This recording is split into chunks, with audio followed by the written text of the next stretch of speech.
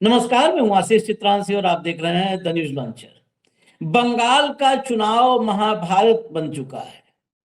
जिस तरह middle east में एक दूसरे के खून के प्यासे हो चुके हैं, कई मुल्क आपस में टकराव जो चल रहा है उसमें, वैसे ही बंगाल की सियासत में चुनावी जीत हासिल करने के लिए ऐसे लगता है जैसे भाजपा टीएमसी एक दूसरे के खून के प्यासे हो चुके हैं।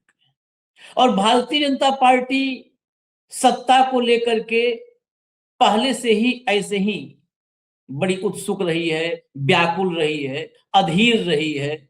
ये भारतीय जनता पार्टी की पहचान है। सत्ता के लिए वो कहीं तक जाते हैं, कहीं भी, किसी भी लेवल पे जाते हैं। इस बार बंगाल किसी भी कीमत पर जीतना है, और किसी भी कीमत पर जीतना है। वो आप चुनाव आयोग, ज्ञानेश कुमार, सुप्रीम कोर्ट और बंगाल में एसआईआर, इन सब को अगर एक साथ रख करके देख ले, सब पिछले 2 महीने की टाइमलाइन, 3 महीने की टाइमलाइन देखिए डेट वाइज, आपको समझ में आ जाएगा कि चुनाव जीतने के लिए क्या क्या किया जा रहा है। अब ऐसे में अगर चुनाव न जीते तो आप ये मान लीजिएगा कि बंगाल में 10 से 15% इससे ज्यादा स्वीकार्यता नहीं है बीजेपी की। क्योंकि इतना करने के बाद भी अगर चुनाव हार गए, हालांकि इतने के बाद तो जीतते ही हैं, क्योंकि यहां फिर मोदी जी को हाथ हिलाना होता है। खैर, जीतेंगे हारेंगे, ज्ञानेश गुप्ता क्या क्या करेंगे वो बाद की बात है। लेकिन अभी ये चुनाव जिस मुकाम पर है और जिस रास्ते पर नजर आ रही है बंगाल की राजनीति, वो बहुत खतरनाक है।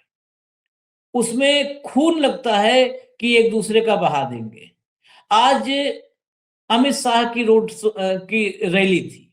रैली के बाद रोड शो में शुभेंदु अधिकारी का नामांकन दाखिल करवाने जाना था। ममता बनर्जी के घर के सामने से, अच्छा रूट वगैरह अक्सर ऐसे ही बनाते हैं ये सब, कि जहां पर विवाद की गुंजाइश हो। और ये सिर्फ पॉलिटिकल में नहीं, आप देखिए जब भी बीजेपी, विश्व हिंदू परिषद, इनकी शोभा यात्राएं निकलती हैं, इनके अंधभक्त जो हैं, कट्टर सनातनी, वो भी जब निकलते हैं तो वो सबसे तेज नारा कहाँ लगाते हैं? जब मस्जिद के सामने कहीं पहुंच जाते हैं। उनका डीजे सबसे लाउड कहाँ हो जाता है? जब किसी मस्जिद, मदरसे, मकबरे, कहीं भी ऐसी जगह पहुंचते हैं, तो वहीं पे सबसे तेज उनका जो है लाउड हो जाता है उनका डीजे। वहीं पर उनका नाच गाना हुड़दंग सब होता है। तो आज हनुमान जयंती है। हनुमान जयंती की शुभकामना मैं शुरू के बजाय इसीलिए इस मौके पर दे रहा हूं कि हनुमान जयंती है। और मतलब निजी तौर पर मैं तो हनुमान जी का परम उपासक हूं। मेरे हनुमान कभी भी इस तरह के जो है आचरण में न किसी को, न वो विश्वास रखते हैं, न किसी को इसके लिए प्रेरित करते होंगे। उनका पूरा चरित्र, उन्होंने तो जब रावण उनकी पूंछ में आग लगा रहा था तो भी बड़े सौम्य भाव से अपनी पूंछ में आग लगने दिया था, ताकि पूरी लंका, सोने की लंका जल के खाक हो जाए। तो वही हालत है कि आज वैसी सौम्यता किसी में नहीं है। हनुमान जी को भी उनका उनका झंडा लेकर के उग्रता का प्रतीक सब बताते हैं। हिंसा करते हैं तो हनुमान जी का झंडा लेकर के करते हैं। खैर, हम विषयांतर हो जाएंगे। अमित शाह की का रोड शो ममता बनर्जी के घर के सामने से निकल रहा था, और वहां पर हो गई भिड़ंत। भिड़ंत में झंडों पर थूका लोगों ने और चप्पल दिखाए। अब किसको दिखाए आप समझ लीजिए। ये सब पिछले 24 घंटे के घटनाक्रम में एक साथ अगर देखेंगे तो मालदा के भी घटना को इसके साथ जोड़ के देखना होगा, जहां पर जुडिशियल अफसर जो एसआईआर में लगाए गए हैं उनको 9 घंटे तक बंधक बना लिया गया। बंधक क्यों बनाया गया, इस पर शायद कहीं चर्चा नहीं हो रही है। सुप्रीम कोर्ट ने ममता सरकार को लताड़ दिया, फटकार दिया, इस पर सारी जगह चर्चा है। तो पूरे बंगाल के जो चुनावी परिदृश्य में जो हिंसात्मक माहौल पैदा हो रहा है, उसको समझने की जरूरत है। उसके लिए भाऊ को साथ में लाना है। जोड़ लीजिए। स्वागत है भाऊ। भैया, हेडलाइन लाइए। भवानीपुर में शुभेंदु अधिकारी के नामांकन में अमित शाह का रोड शो, टीएमसी और बीजेपी के कार्यकर्ता भिड़े। अगली हेडलाइन लाइए। बंगाल चुनाव, शाह के रोड शो में किसी ने दिखाए चप्पल तो किसी ने झंडे पर थूका, जब आमने सामने आए बीजेपी और टीएमसी कार्यकर्ता। अब इस रोड शो के चक्कर में भाजपाई ऐसा फंसे कि मतलब उनको रोड शो में से कुछ तो रोड शो में से ही बीच से ही निकल गए छोड़ करके अमित शाह को। और वहां पर मालदा में सुप्रीम कोर्ट बीच में कूदा, तब जाकर के थोड़ा वहां पर शांति आई है। लेकिन अभी भी 1 घंटे पहले का अपडेट है कि मामला अभी भी वहां सुलग रहा है। ये घटनाक्रम जो है इसका विजुअल है, जरा विजुअल दिखाइए। पहले ट्वीट ले आइए, ट्वीट दिखा दीजिए। टीएमसी ने ही, ये देखिए विजुअल टीएमसी ने ही डाला है। ये फुल कर दीजिए भैया ट्वीट को जरा। The people of Bengal are seeing with anger and resentment against Bangla विरोधी BJP and they are making their displeasure loud and clear. When Amit Shah came to Bhawanipur, he was greeted with chappals and boots. Angry locals shouted slogan at the top of their voice. ये बांग्ला में लिखा है, ये चोर चोर चोर शिशिर बाबू का बेटा। ये जो बांग्ला में है इसका हिंदी अनुवाद है, चोर चोर चोर शिशिर बाबू का बेटा। शुभेंदु अधिकारी का नामांकन था।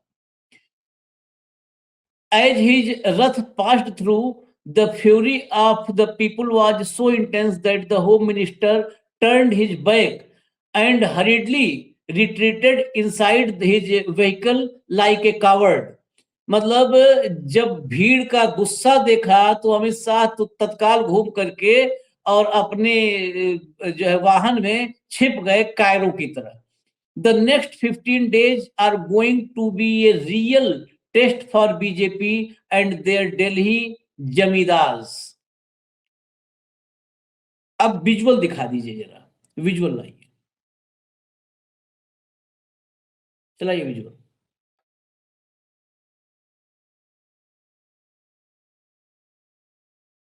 ये देखिए चप्पल जूता जो है। ऑडियो बंद कर दीजिए, ऑडियो बंद कर दीजिए, बंद कर दीजिए। उसमें म्यूजिक वगैरह भी है और नारे भी कुछ, मतलब वो भले भाषा अलग हो, कुछ उसमें आप शब्द हो तो उससे बेहतर है कि बंद ही रहे। यहाँ पर जम करके ये नारे जो बांग्ला में लिखा है वही नारे जो गूंज रहे हैं, उन्हीं नारों को टेक्स्ट फॉर्मेट में एडिट करके लगाया गया है।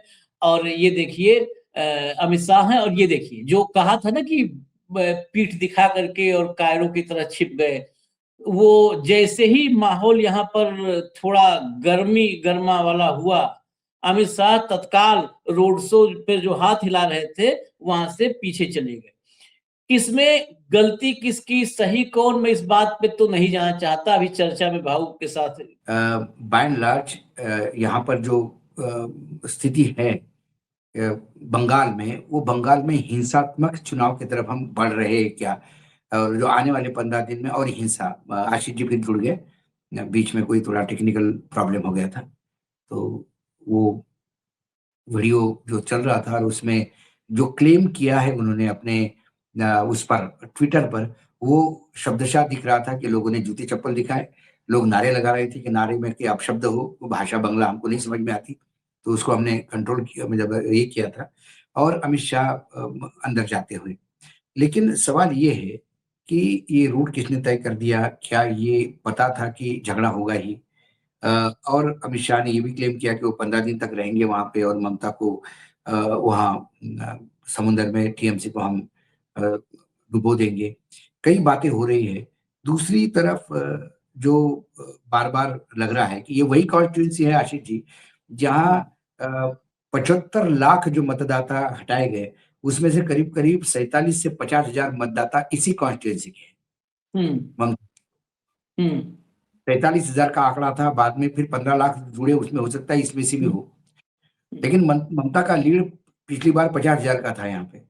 अब इसमें से यदि 50,000 आप मतदाता निकाल दोगे, और जो मामला अभी सुप्रीम कोर्ट के सामने चल रहा है कि नए तरीके से आप मतदाता जोड़ रहे हैं, यदि 50,000 निकाल दो और 50,000 जोड़ दो तो 1 लाख का गैप पड़ेगा। इसलिए मतदान में लोग जा पाएंगे कि नहीं जा पाएंगे, ये बहुत अहम सवाल है। दूसरी बात, मतदान कौन करेगा ये भी सवाल है। जो नए जुड़े हुए लोग हैं वाकई वो लोग हैं? एक आदमी यदि 30,000 फॉर्म जमा कर रहा है तो वो क्या गारंटी ले रहा है 30,000 आदमी को कब मिला होगा? वो उसका सत्यापन कब करेगा?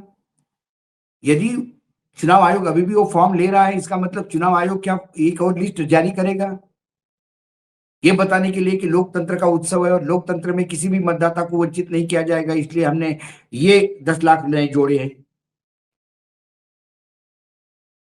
क्योंकि न्यायपालिका से कोई उसमें ये नहीं है, न्यायपालिका कहती है कि ऐसा तो होता आ रहा है, ऐसा बोल के न्यायपालिका चुप करवा देगी। लेकिन फिर बंगाल की सरकार कौन चुनेंगे? बंगाली लोग चुनेंगे? बंगाल का प्रदेश, बंगाल का मतदाता चुनेगा या बाहर का मतदाता चुनेगा? बंगाल में सत्ता में कौन बिठाएगा? जनता बिठाएगी लोगों को या ज्ञानेश कुमार बिठाएंगे? ये अहम सवाल है।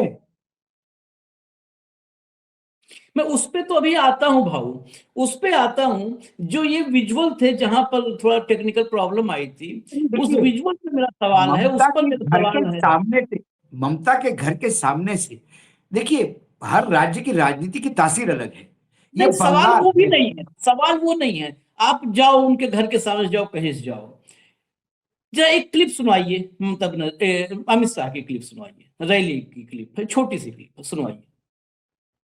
अरे शुभेंदु दा हमारे नंदीग्राम से लड़ना चाहते थे। मैंने शुभेंदु दा को कहा था कि सिर्फ नंदीग्राम नहीं, ममता के घर में जाकर उसको हराना है। ममता के घर में जाके उसको हराना है। ममता इनसे 10-12 साल उम्र में बड़ी है। ममता घर में जाकर उसको हराना है। एक तो इनकी भाषा ऐसा लगता है जैसे संसद में भी विपक्षी दल के सदस्यों को। दूसरी बात, मैं उससे भी अलग हट के सवाल कर रहा हूं। एक टीवी के की रैली में भगदड़ हुई थी, उसमें कई विजय का इंतजार करते करते बड़ा लंबा समय लग गया तमिलनाडु में। सीबीआई जांच बिठा दी गई। विजय को बुला करके पूछताछ हुई कि जब भगदड़ मची तो तुम अपने वैन में घुस गए, एसी वैन में आराम कर रहे थे। यही सवाल हुआ था ना। वहां पर हालात अप्रत्याशित हो रहे थे। एक झड़प शुरू हुई, आमने सामने की झड़प शुरू हुई। देश का गृह मंत्री टीबीके का विजय क्या है? वो पर्दे का एक्टर है ना। ये देश का गृह मंत्री है जो अपने आप को सरदार पटेल अगला बताने की कोशिश में लगा हुआ है। घुसपैठियों को निकाल दूंगा, ममता को हटा दूंगा, नक्सलियों को खत्म कर दूंगा, राहुल गांधी को सिखा दूंगा। ये इतना बड़ा, इतना ताकतवर नेता है तो खड़ा होकर के बोलना चाहिए था, भाई मेरी पार्टी कार्यकर्ता हूं या ममता बनर्जी के पार्टी कार्यकर्ता हूं, यहाँ पे आप लोग माहौल मत खराब करिए।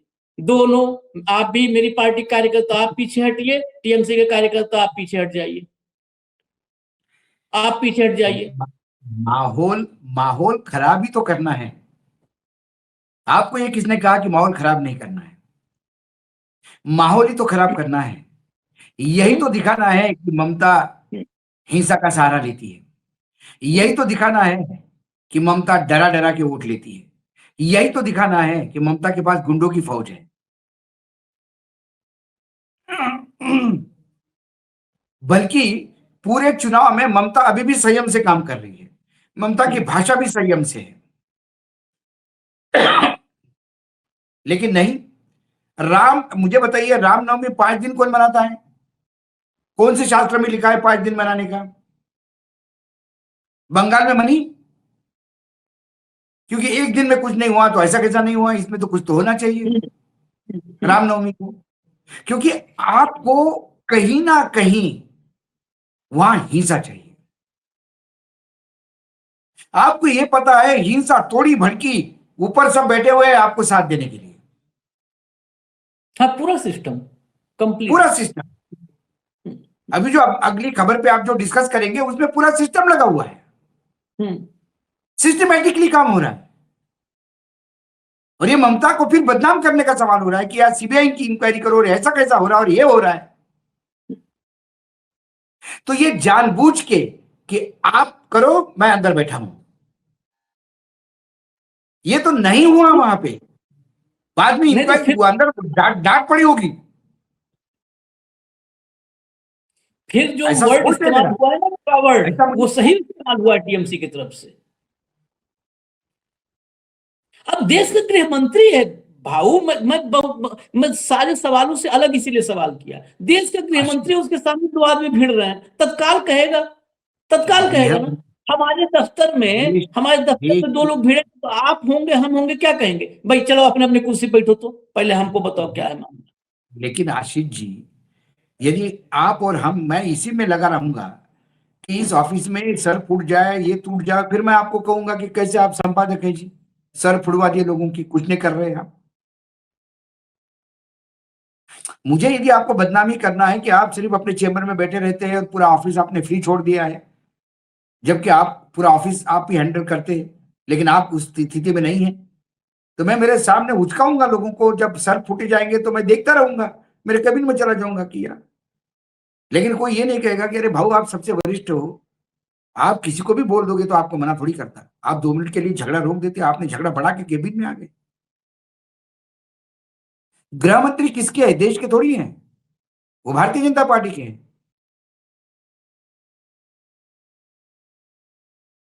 गृह मंत्री को भारतीय जनता पार्टी के राज्यों में डबल इंजन के सरकार में जो लॉ एंड ऑर्डर के इश्यूज है वो नहीं दिखाई देते क्या? प्रधानमंत्री अभी जाके केरल में रो रहे थे, रोना कि एक कांग्रेस का कारपोरेटर का लड़का देखो व्यभिचारी निकला, महिला सुरक्षित नहीं है। प्रधानमंत्री जी ने गृह मंत्री को कहा कि दिल्ली में ओलंपिक खिलाड़ियों की साथ बेइज्जती हो रही है, उनको एफआईआर दर्ज नहीं कर रही पुलिस, क्या महिला सुरक्षित है? अरे प्रधानमंत्री जी कैसे कह देंगे गृह मंत्री जी को? अब फिर मैं वो इतनी बड़ी बात कर दूंगा कि एफआईआर लोग करने के लिए घूमने लगेंगे। अगर हम ही से कोई खतरे में है तो हम कैसे उसको कहेंगे कि भाऊ आप इसको खतरे में डाल रहे हो? हम ही से अगर कोई खतरे में है, मधु किशोर को पढ़ लीजिए किससे महिलाएं खतरे में है, मधु किशोर को पढ़ लीजिए किससे महिलाएं खतरे में है, सुब्रमण्यम स्वामी को सुन लीजिए महिलाएं किससे खतरे में है। सवाल ये है कि इनसे आप अपेक्षा मत करिए। ये भारतीय जनता पार्टी के विजय रथ के सारथी है, इनको देश के गृह मंत्रालय क्या कर रहा क्या नहीं कर रहा इससे कोई लेना देना नहीं है। लॉ एंड ऑर्डर सिचुएशन क्या है क्या नहीं है। सुबह मॉर्निंग वॉक कर पे एक रिटायर्ड आर्मी फौजी, डेकोरेटेड आर्मी फौजी, ब्रिगेडियर रैंक का, मॉर्निंग वॉक भी नहीं कर सकता। देवभूमि उत्तराखंड में गोली मार दी किसी ने उसको। किसी ने नहीं, सड़क पर धुआंधार फायरिंग करते हुए स्कॉर्पियो और फॉर्च्यूनर चल रही थी, धुआंधार फायरिंग करते हुए क्रॉस फायरिंग हो रही थी, जैसे फिल्मों में दिखाते वैसे। वो प्रदेश है जहां मोहम्मद दीपक के खिलाफ जो है सबूत तलाश रहे हैं। हाँ, वो सबूत तलाश उसने रहे सवाल नहीं किया। और जो हिंदू मुसलमान की एकता जो भारतीय संविधान के अनुसार चले, उसको सुप्रीम कोर्ट कहता है कि आप तो, आपके खिलाफ भी तो केस है, आप तो मुजरिम है। हाई कोर्ट ने कहा, हाई कोर्ट कहता है, हाई कोर्ट कहता है। तो छोड़िए इसे कोई, देखिए ये तो बेसिकली मुझे तो लगता है कईयों को डांट पड़ी होगी बाद में कि इतना अच्छा माहौल बना, उसका डिलीवरी क्यों नहीं हुआ। 2-4 इधर मरते, 2-4 उधर मरते, पूरे प्रदेश में कलश लेके घूमते, अस्थि कलश, कि देखो ममता के गुंडों ने क्या किया, ममता कितनी घातक है देश के लिए, संविधान के लिए। अभी उस पे भी आ रहे हैं, जरा एक काम करिए, आज तक की हेडलाइन ले आइए, फिर हम आगे बाइट को सुनाएंगे। आज तक की हेडलाइन ले आइए जरा। बंगाल में एसआईआर अफसरों का बंधक संकट, मालदा में लोगों के गुस्से ने 9 घंटे के लिए काट दिया नेशनल हाईवे। ये खबर मैं 2 लाइन में बता दूं, हटा दीजिए। मालदा में जो एसआईआर का काम माननीय सीजेआई सूर्यकांत ने जो जजों को लगा रखा है ना एसआईआर में, उड़ीसा के जज ला करके, बंगाल के, उड़ीसा के, झारखंड के, सब लोग अब एसआईआर कर रहे हैं, उसमें सुनवाई कर रहे हैं। वो गए थे सुनवाई करने, मालदा में 9 लोग थे और जो है इसमें 3 महिलाएं भी थी। वहां पर भीड़ इकट्ठा हुई, वो भीड़ कह रही थी कि हमें, जिनका नाम उड़ाया गया है, जिंदा है, वो कह रहे थे कि हमें मिलना है, इनसे मुलाकात करनी है। मुलाकात से मना कर दिया गया कि नहीं, मुलाकात कोई नहीं कर सकता इनसे। तो मुलाकात कोई नहीं कर सकता इनसे जब कह दिया गया, तो वो भीड़ वहीं पर जम गई और जब ये अफसर निकले वहां से तो इन अफसरों को घेर लिया और बना लिया बंधक। उसके बाद कलकत्ता हाई कोर्ट के चीफ जस्टिस से लेकर के और सुप्रीम कोर्ट के चीफ जस्टिस तक लगे रहे। सुबह चीफ जस्टिस ने, देश के चीफ जस्टिस ने ममता सरकार को बहुत फटकार लगाई है, बिल्कुल मतलब उनको जितनी फटकार लगा सकते थे लगाई कि ऐसा है, कानून व्यवस्था नहीं है। मैं रात में निजी तौर पर बात करके जो है डीएम को वो बोला, ये बोला, फला बोला, और चुनाव आयोग को कहा है उन्होंने कि इसकी सीबीआई और या एनआईए जांच करवाइए, ये कहा है। अब इसमें मेरा एक ही बस सवाल के बाद मैं बाइट सुनवाऊंगा भाऊ, तब आता हूं आपके पास। एक सवाल बस माननीय सूर्यकांत जी से है कि आचार संहिता के बाद तो पूरा प्रशासन है चुनाव आयोग के हाथ में, और अब तो कोई यह भी नहीं कह सकते हो कि ममता का अफसर है। एक भी जिला ऐसा नहीं है जिस जिले में आचार संहिता के बाद पुराना डीएम या कप्तान हो। सब बदल एक दिए। भी जिले में पुराना डीएम या कप्तान नहीं। चीफ सेक्रेटरी और डीजीपी ही बदल दिए तो पूरा प्रशासन ही बदल दिया, पूरा प्रशासन फेंट दिया। नहीं, ये तो चीफ सेक्रेटरी और डीजीपी के तबादले पर भी नहीं ठहरे ना कि भाई इंस्ट्रक्शन हट जाएगा। एक एक जिले का कप्तान बदल दिया और डीएम बदल दिया हर जिले का, कि जो पुराना वाला था ऐसा ना हो कि कोई इसका आदमी रह जाए, जो सबको बदल दिया। तो मेरा तो एक सवाल है कि इस कहीं इसके पीछे कोई और तो नहीं था, जिसके लोग बिठाए गए वही तो नहीं था कि अब हालात बना दो भाई, अभी भी मामला सेट नहीं हो पा रहा है, राष्ट्रपति नहीं, शासन में लेकिन ही इसके सेट हो। ममता सरकार को फटकार क्यों लगा है इसमें? ममता सरकार के हाथ में कुछ भी नहीं, वो फटकार क्यों खाए? हाँ, ये तो चुनाव आयोग को फटकार लगानी चाहिए थी, क्या कर रहे तुम्हारे डीएम और क्या कर रहे तुम्हारे एसपी? चुनाव आयोग जांच करवाएगा ममता के खिलाफ। ममता के खिलाफ क्या करेगी? जब अजीब बात कर रहे हो आपने मुझे घर से बाहर निकाल दिया, घर पे ताला लगा दिया, दूसरे लोगों को घर दे दिया। अब उस घर में पंखा खराब हो गया तो आप मुझे पूछ रहे कि तुमको पंखे का पैसा देना पड़ेगा। भाई साहब 6 महीने पहले घर छोड़ दिया आपने, लोग रख दिया अलग, उनसे ले लीजिए पैसे। नहीं नहीं नहीं नहीं, एक जमाने में आप थे इसलिए आप पे करना जाएगा। और दूसरी बात, मेरा एक सवाल सूर्यकांत जी को और भी है। सूर्यकांत जी फिर कितना स्वार्थी हो जाता हमारा न्यायपालिका। सूर्यकांत जी चिंतित है अपने अधिकारियों के लिए, न्यायिक अधिकारियों के लिए, वो बंधक बना दिए। सूर्यकांत जी उनके लिए चिंतित क्यों नहीं है जो लोग बाहर बैठे हैं और जिनका मतों से, मतदान से जिनको वंचित रखा गया है? वो तमाम लोग वो थे कि जिनका मतदान से नाम हटाया गया है, वो लोग बैठे थे, वो मिलना चाहते थे।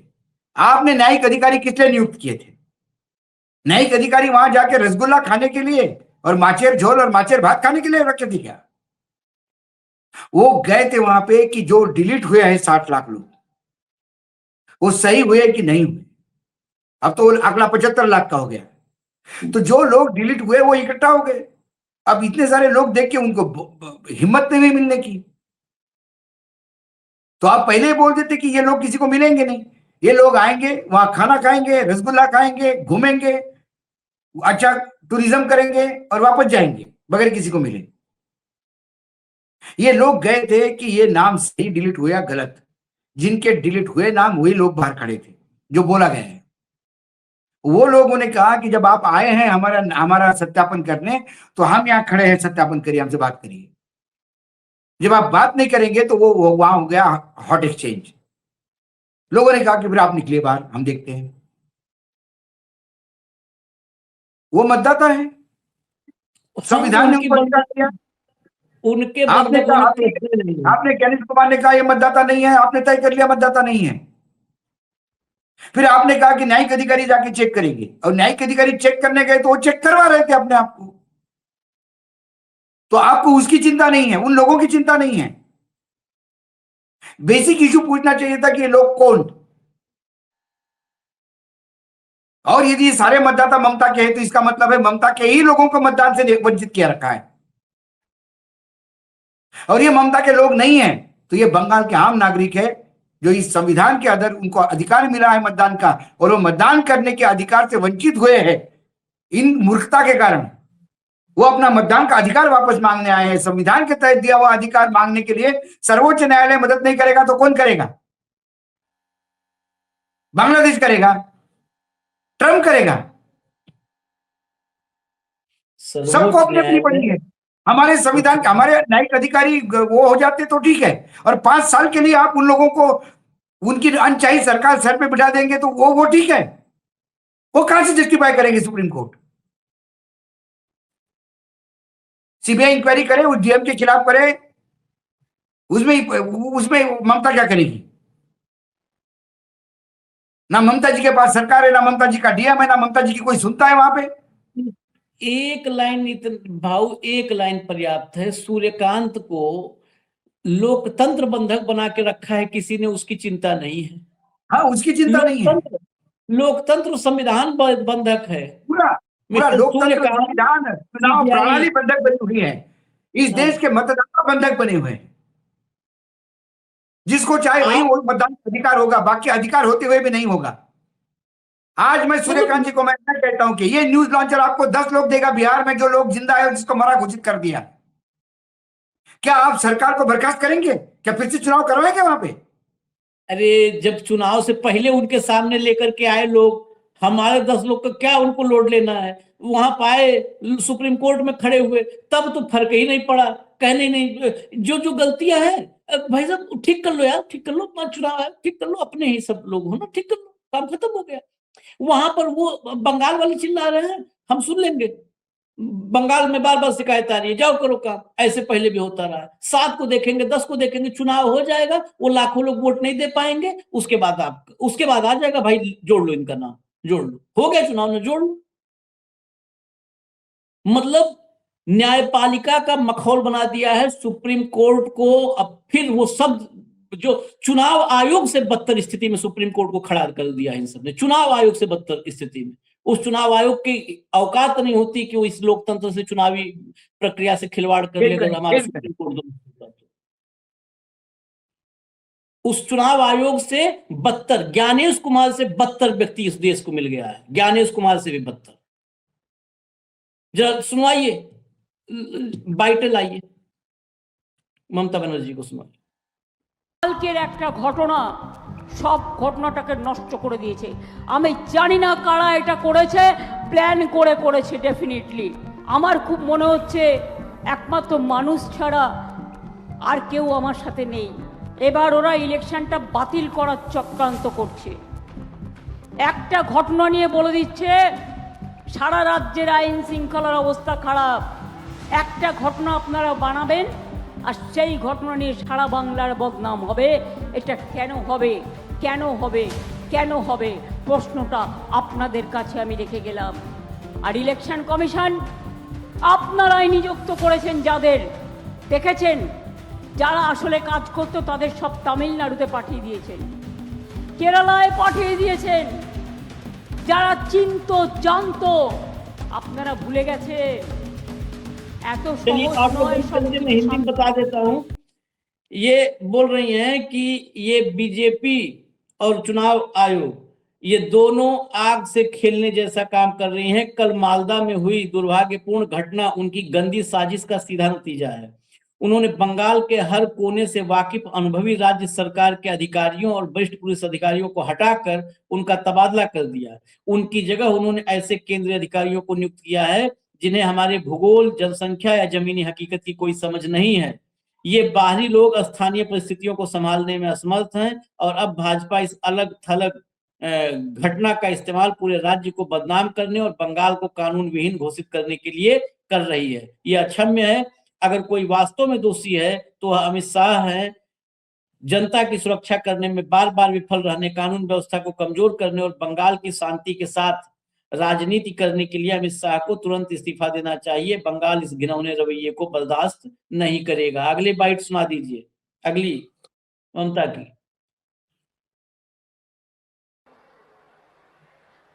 আপনারা জানেন এখন অ্যাডমিনিস্ট্রেশন আমার হাতে নেই। ল অ্যান্ড অর্ডার টোটালটাই আমার হাত থেকে কেড়ে ইলেকশন কমিশন হাতে নিয়েছে। আর ওরা হোম মিনিস্টার অমিত শাহর কথাই চলে, আমার কথাই চলে না।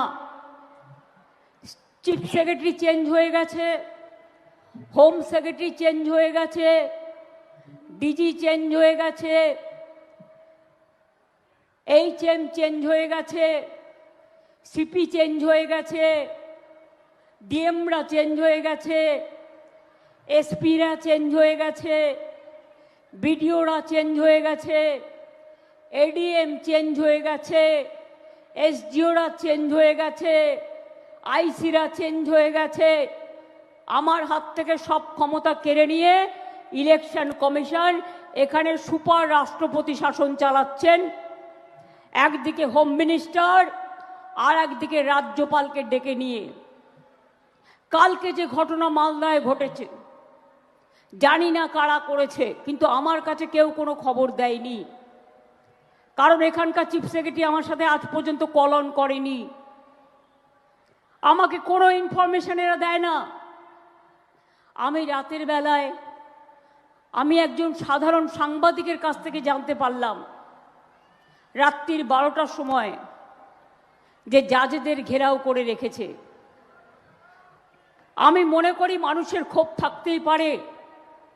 মুর্শিদাবাদ, মালদা, উত্তর দিনাজপুর জুড়ে বিজেপির গেম প্ল্যান অনুযায়ী আমার ভবানীপুর কেন্দ্রেও জেনে রাখবেন, আমার 1.5খানা ওয়ার্ড আছে যেখানেও সংখ্যালঘুদের নাম বাদ দিয়েছে, এখানেও ঢেলে বাদ দিয়েছে, এটা আমরা সবাই জানি।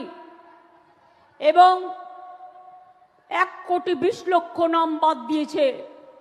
তার জন্যই আমরা মাননীয় সুপ্রিম कोर्टे গিয়েছিলাম। अब इसको हिंदी बताने की जरूरत नहीं, सब समझ में आ गया होगा। बीडीओ से एडीएम से लेकर के और मुख्य सचिव तक सब बदल दिया। मालदा में जो हुई घटना उसका इंफॉर्मेशन तक मेरे पास नहीं है, क्योंकि नए चीफ सेक्रेटरी ने अब तक मुझसे बात करने की भी तमीज नहीं समझी। वो कॉल ऑन भी नहीं किया, अभी तक उसने नहीं किया। आपने कर्नाटक, आपने तमिलनाडु से एन रवि को लाके यहाँ गवर्नर बना दिया, आपने सारे अधिकारी बना दिए। जो चुनाव आयोग है सुपर राष्ट्रपति शासन चला रहा है और बदनाम कर रहा है बंगाल के लॉ एंड ऑर्डर को, बदनाम कर रहा है हमारी सरकार को। जब हमारे हाथ में कुछ नहीं, आप ही के हाथ में है तो आप ही संभालो। जिन लोगों को भूगोल पता नहीं बंगाल का, जिन लोगों को यहाँ का समीकरण पता नहीं है, जो लोग समझते नहीं बंगाल को, ऐसे लोगों के हाथ में बागडोर दे दिया है आपने, तो आप भुगते अभी। मालदा का जो हुआ वो दुर्भाग्यपूर्ण है, लेकिन ये हुआ कैसे, इसके लिए जिम्मेदार कौन है, ये देखना चाहिए। एक बात और है, एक सवाल और, ये जो सूर्यकांत ने बोला है उसमें एक लाइन और भी है। बंगाल का हर अधिकारी जो है पॉलिटिकल स्टेटमेंट देता है, राजनीतिक, मतलब लगता है राजनीति से प्रेरित बातें करता है। अगर हर अधिकारी आज ये बात करने की नौबत है सुप्रीम कोर्ट में, तो इसके लिए तो बुला करके ज्ञानेश गुप्ता को खड़ा करना चाहिए कटघरे में। अब तो हर अधिकारी, अब तो कोई अधिकारी ममता बनर्जी के कलम से, उसके प्रशासन से, उसकी सरकार से नियुक्त कोई अधिकारी कहीं है ही नहीं है, कहीं है ही नहीं है। दूसरी बात, यदि वहां की जनता बात करती है तो आप ही के सुप्रीम कोर्ट के एक जज ये कह रहे थे कि विकसशील भारत ये राजनीतिक नारा है, इसकी बात क्यों कर रहे हो आप लोग? क्या न्यायपालिका स्वयं राजनीतिक बातें नहीं करती? विशुद्ध राजनीतिक बात है, विशुद्ध राजनीतिक बात करती है। क्या ऐसे 10 कमेंट निकाल देता हूं जो पॉलिटिकल कमेंट्स हो सकते हैं?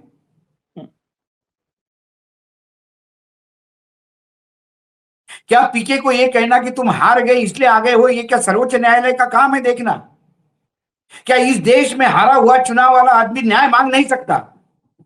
यदि उसके साथ चुनाव में गलत हुआ तो क्या वो गुहार नहीं लगा सकता? किस अधिकार से कहता है सर्वोच्च न्यायालय कि अरे आप चुनाव हार गए हो तो आते हुए यारों ने? तो फिर क्या जीते हुए लोगों की चुनाव आयोग सर्वोच्च न्यायालय में जगह है क्या? सर्वोच्च न्यायालय में हार, ये सर्वोच्च न्यायालय इस पे क्यों डिस्कस कर रहा है? इशू क्या था? ये टिप्पणी करने तो बीमारी लगी है, जजमेंट उसके बाद आसाम का जब मामला आता है, एक संविधानिक पद पे बैठा हुआ मुख्यमंत्री मुसलमानों की तरफ से बंदूक तानता है, वो एआई जनरेटेड था लेकिन रिलीज बीजेपी के ऑफिस से हुआ था। हाँ, बना करके हुआ, बाद में डिलीट हुआ वो। तब चुनाव आयोग तब वो कहता है कि इसको चुनाव का आंकड़ा मत बनाइए। मतलब कोई संविधान का आदमी घोर संविधान का उल्लंघन करे तो न्यायपालिका नहीं देखेगी, अंधी बनी हुई न्यायपालिका, क्योंकि वो बीजेपी की सरकार है। और उसमें जोड़िए, जब इस देश के जागरूक 5, 7, 10 लोग एक पिटीशन लगाए कि एक गाइडलाइन बननी चाहिए, संवैधानिक पदों पर बैठे लोग नफरत न फैलाएं, तो कहा क्या, कहा कि इसमें सिर्फ भाजपाइयों के नाम है, इसमें बाकी ये केवल भाजपा, ये राजनीति प्रेरित है, इसमें और किसी का नाम क्यों नहीं है, मतलब और किसी का नाम डाल के लाओ तब हम सुनेंगे, मतलब भाजपाई अगर खाली नफरत फैलाएंगे तो नहीं सुनेंगे। मुझे अच्छा लगता कि न्यायपालिका ये बोलती कि इन नामों के साथ ये 4 नाम और भी जोड़ो, ये भी है।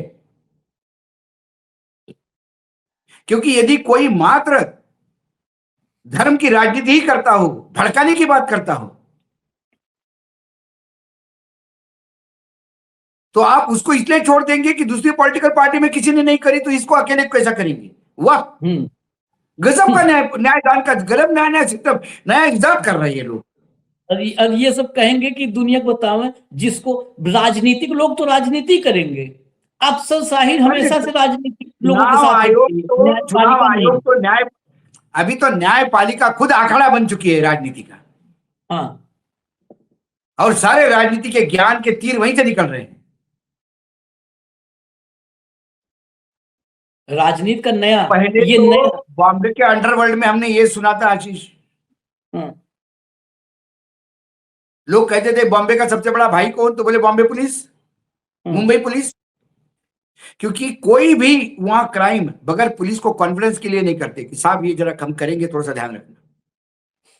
अब तो मुझे लगता है कि पुलिस के साथ न्यायपालिका भी क्या जुड़ गई क्या राजनीतिक दल कोई अनिष्ट करना है तो न्यायपालिका को पहले कॉन्फ्रेंस में लेते हैं, क्योंकि न्यायपालिका सुनने को ही राजी नहीं, सामने आते नहीं, चलो चलो जी निकल जाओ, नहीं नहीं नहीं सुनना नहीं।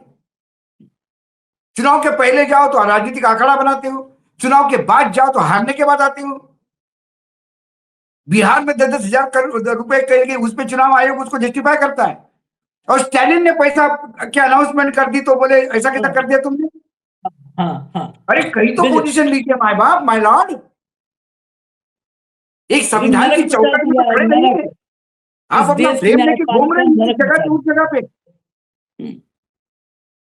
नहीं, नरक मचा दिया है, एक लाइन में नरक मचा दिया इस देश की न्यायपालिका ने। इनके अभी जितने आपने गिना दिए, खाली इतना ही पर्याप्त एविडेंस है, लेकिन किस ये एविडेंस कहाँ रखे जाएंगे जब ये एविडेंस ही न्यायपालिका के बारे में है। वो चाहे जो है रेबड़ियां हो, जब बागड़ ही खेत को खाएगी तो किसान क्या करेगा? पेड़ के नीचे बैठ के आंसू बहाएगा। आज संविधान रो रहा है और संविधान की उस आंसुओं के बाढ़ में आम आदमी डूब रहा है।